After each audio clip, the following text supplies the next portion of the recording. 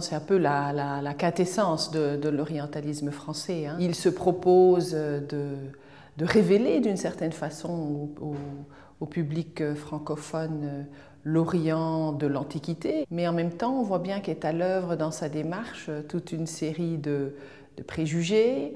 L'oriental a tous les défauts possibles, il est avide, lascif, il se laisse aller, cette vision de l'Orient immuable avec des populations qui acceptent d'être dominées sans jamais réagir. L'Orient, c'est aussi un petit peu l'endroit où les différentes nations européennes vont aller mettre pied, prendre pied, occuper un territoire, prendre leur marque.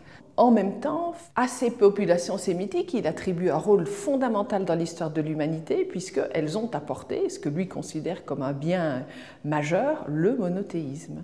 Donc, tout en les décriant, tout en les décrivant de façon très négative, il reconnaît dans l'histoire de l'humanité une espèce de primauté absolue qui est celle de la mise au point du monothéisme.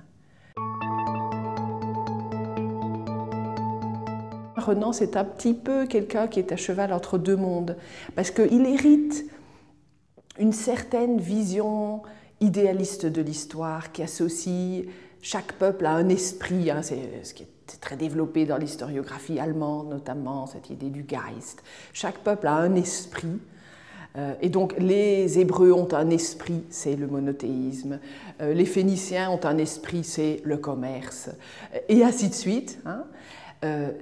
Bien, cette vision-là, qui est très orientée vers l'idéalisme du XVIIIe siècle, elle est complètement battue en brèche.